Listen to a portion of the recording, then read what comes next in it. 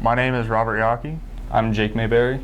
and today we are going to be talking to two military vets about PTSD. What is PTSD? Every human being is hardwired with a fight or flight syndrome, just like a horse does or any other animal. And the difference between horses and humans, especially soldiers and veterans, is that when you're scared, they teach you to go kill whatever it is that scares you. So you're aggressive. You're always proactive against whatever it is that's scaring you. When a guy goes into a full-blown PTSD mode, then everybody thinks he's psycho, because there's no indication to anybody else why this guy all of a sudden started freaking out. And freaking out is a terrible term to use, because everybody reacts a different way. Some guys will just take off and get out of there. Some guys will go get in their car and lock all the doors. You never know. But most times, guys who have been downrange too many times are aggressive. I'll give you an example. I was in the Napa store right here in town, and this is part of Mariposa Friendly. Again, I was reaching over on a shelf to get something, and this little old lady walked underneath my arm. And I didn't see her coming, and in a split second I had her by the neck, and I was ready to snap her neck. And I caught myself, and I was so embarrassed and so, I don't even know the terms for it. I was just mortified that I had this old lady by the neck. And everybody's looking at me like, what's this guy's, he's just psycho. And I let go of her and I apologized profusely, and she said, "Don't worry, my husband used to do that every time he woke up." And she walked away. And I'm thinking, had this been anywhere else, I'd have been arrested, sued the hell out of me. There would have been all kinds of charges, from terrorism to who knows what. But she happened to have been married to a veteran who had PTSD, and she knew what it looked like. She knew what it smelled like.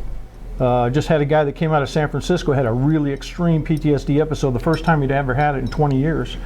And it was because he walked by a porta potty that smelled just like downtown Mogadishu. So there's a million things that trigger these things.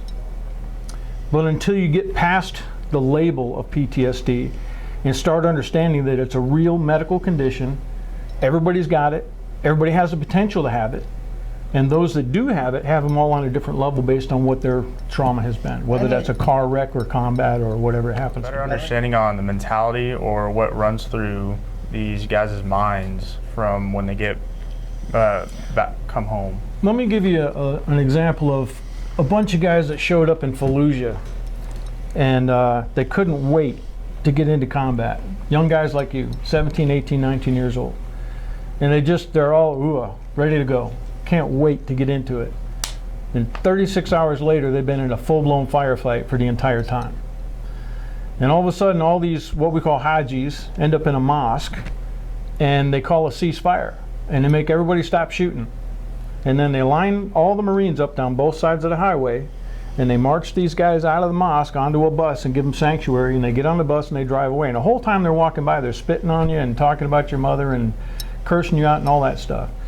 So all of a sudden these guys went from, I want to go fight for my country, I want to do what's right, I'm hua, I'm an American soldier, all of that, to what the hell just happened? So the imprint is, now their buddy's dead, and it's not fun anymore, and it's not like the video games. The mentality from that is, you get done with all the nasty things you see downrange, with buildings being blown up and dead bodies and kids with suicide vests and all that. And then you come home and you're sitting in the living room and you don't have a job, and you're waiting for the VA paperwork to go through for you to be able to go to college.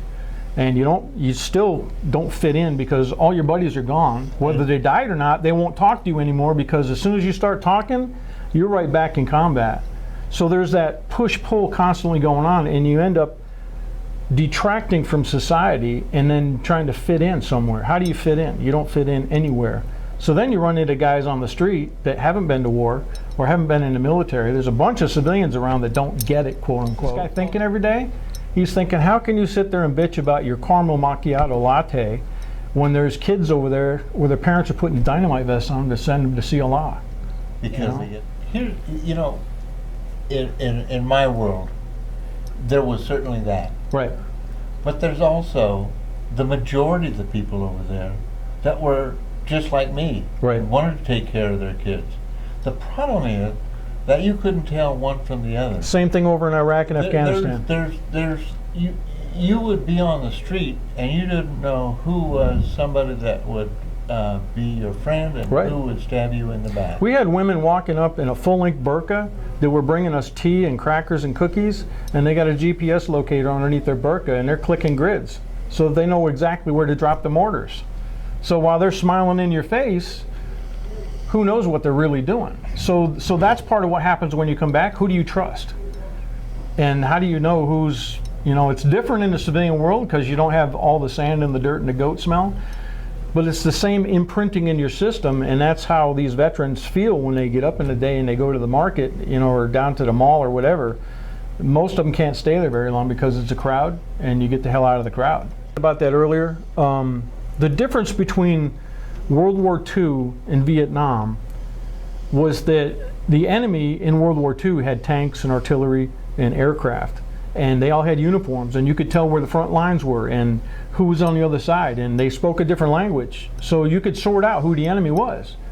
You changed that instantly to Vietnam and everybody looked the same, and maybe some of them had MiGs, but they didn't have artillery most of the time, and the ones that did, we could take it out pretty quick. But then it's jungle combat, hand-to-hand stuff, and going village to village, and you don't know if you're treating VC or if you're treating just a regular Vietnamese guy. What's the difference? You can't tell. So the same kind of a thing happened in Iraq and Afghanistan. How do you tell who's a Taliban guy? You're sitting down drinking tea with who you think is the village leader, and all the women are looking the other way going, this guy's nuts because he's talking to the Taliban guy. You don't know. You can't tell. And then he shakes your hand, you walk out the door, and the guy gets blown up with an IED while they were planning it while you were in there drinking tea with the guy. So it's the lines are blurred. It's totally different. And after you've been in that environment so long, some guys are only a couple of tours, some guys are way too many of them. But you come home totally different, and the suspicions are there, the reactiveness is there, and it's a matter of how society is going to judge you. And the best thing people can do is just back off, give them some space, let them breathe, let them sort it out, because most of them don't even know what's going on or that they have PTSD. What's the consequence of being labeled that you have PTSD? If you get labeled with PTSD when you're on active duty, it's the kiss of death. That means you're broken. Nobody can trust you anymore, there's something wrong with you, or you're riding the system trying to get benefits. Like you said earlier, some of the, when a veteran comes home and how we see them as, say, like you said, a younger veteran, if you see him in a room, he's tense, he has a ball cap down, shades, looking down. And so, let me give you another example of what PTSD looks like and feels like. There's a guy I know, he's a Navy ordnance specialist. We'll leave it at that. He's been downrange 9 years straight. He had 30 days off somewhere in between, a day here, a couple of days there. And he comes home and he's got a 10-year-old daughter. So she was either newborn when he left or born just after he left. And after all that time downrange, he comes home thinking, God, I'm home, I get to see my wife and my kid. Well, the daughter's like, who the hell's this strange guy living in the house now? And he doesn't get that. He didn't think there was anything wrong. And now he's on the verge of divorce. He's drinking like a fish. He's had 8 or 10 law enforcement encounters, but he still can't figure out why everybody's scared of him and what's wrong. So we send his wife and daughter to Project Sanctuary out in Colorado, and they have a program where the kids get to draw pictures. And the little girl draws this picture of a house, and there's mom and his sister, and they got flowers and birds and the sun shining and all that, and everything's cool. And right outside the door is this thing with fangs and dog tags. It's got a rucksack full of bombs and helicopters shooting rockets. And he walks up and he goes, that's a fucked up kid. Who would draw something like that? And he looks down and it's his daughter's name at the bottom of the picture.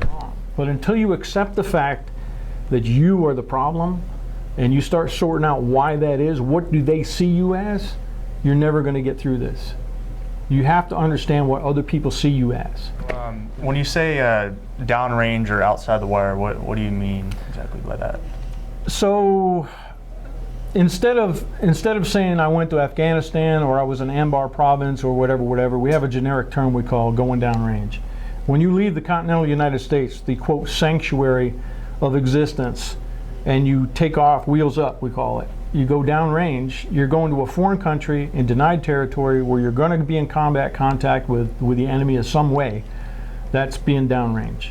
It's kind of a fallacy to say that it's a sanctuary, because on one hand, it's supposed to be where humanly you're supposed to get some downtime and you get to drink some water and you get to take your boots off for the first time in how many days, and you change your fatigues. You don't bother cleaning them, you just burn them and you put on a new set. And you get done with your rucksack and cleaning your weapon and all those things, and it's supposed to be this place where you can go do all that. So there's this thing we call the golden BB moment. And a British major in the SAS told me this one time. He says, you can be sitting in the cockpit of a jet fighter going 3 times the speed of sound, and some little kid shoots a BB straight up in the air, and you fly right into it and it nails you between the eyes. Your number's up when your number's up. So you can worry all day long, and we saw this in Somalia. Guys quit ducking. Another topic is the special thing about Mariposa, it being a sanctuary for most vets. How is it so special? The closeness here, just part of our small community network. I don't think we may have 20 suicides a day, but I can't think of one kid in Not one in Mariposa. Just hearing the pine trees and not traffic and sirens is an amazing difference. I know I wouldn't be here if I hadn't found Mariposa, because I'd never make it down in Southern California or some other big city. But it's not just the veterans. When I first got here, I was in a wheelchair and had multiple spinal surgeries and had a long way to go. And my wife got trampled by a horse, crushed her lungs. She was on a helicopter out of here. And I'm thinking, damn, I got 3 kids, a brand new 4-month-old baby, and how am I going to make it in a wheelchair? And I don't know anybody here. And by the time I got back from Modesto in the ICU, there were 7 or 8 cars lined up the driveway waiting for me to get home. And they had dinner made, and they took the kids off my hands and washed them and put them in pajamas and put them to bed, and they took them shopping for clothes to go to school. And I was, damn, we're home. And I'll tell you, I'll do a big shout out to the law enforcement guys. They had every reason in the world to lock me up forever, and they didn't. So I understand you do a lot of work for fellow vets that are coming home from the suck, as most Marines call it. Right. Welcome to the suck. I heard that your organization is called Base Tranquility. Tranquility Base. Tranquility Base. Yep. Excuse me. So we named it Tranquility Base simply because of what Mariposa and Yosemite do for your soul. It's a place to find that tranquility, that peace you've been looking for, to be able to regroup and breathe and try to figure out what's going on in your life, with whether it's PTSD or you've just been downrange too long, or you're getting divorced, or your kids can't stand to be around you. It's a place where they can come talk to other guys who've been through it and come out the other side and mentor each other back and forth. So what we do is we put them underneath the hood of a car with a set of wrenches, and a guy like Bob, well, not like Bob, but with some other Vietnam guys who've been through it and sorted it out, and within an hour they're talking, and things come out that they didn't even know was wrong or couldn't verbalize to their wife. I started out being word of mouth, 1 or 2 Navy SEALs, and then a couple of Green Berets, and then 3 or 4 Rangers showed up. Now they know there's a place they can go talk to somebody, and it's not somebody in a white coat in a cubicle with a stethoscope going, okay, you're on the clock, go now. And it helps a lot for them to understand that there's somebody else out there that cares. I got a lady in Florida. She's not even military. She was USO, and she was sitting in a mess hall, and an RPG came through the window and killed 3 of the people sitting at the table. And she's got a brain injury, and now she's got PTSD, and guess what? She's got no benefits, no help, nobody out there, because she was not a veteran. And she was a volunteer with the USO. So everybody's got a story, and it's not just combat soldiers, but when you got a place like Tranquility Base where you know you don't have to talk if you don't want to, but you can come up and be around other people that have got the same kind of thing going on, and it's a way to release it out. It's not just a label. And it's not. Yeah. It's a medical condition that's based on the primal instinct of fight or flight. And when you've been in traumatic positions, whether it's a car wreck or a first responder that goes out and picks up body parts off the highway, it affects your soul. And how you handle that and what triggers actually make you respond is what each individual has to learn on their own and sort it out to be able to mitigate it. The key things that we found out through Tranquility Base is give them room, welcome home is better than anything, and don't pry.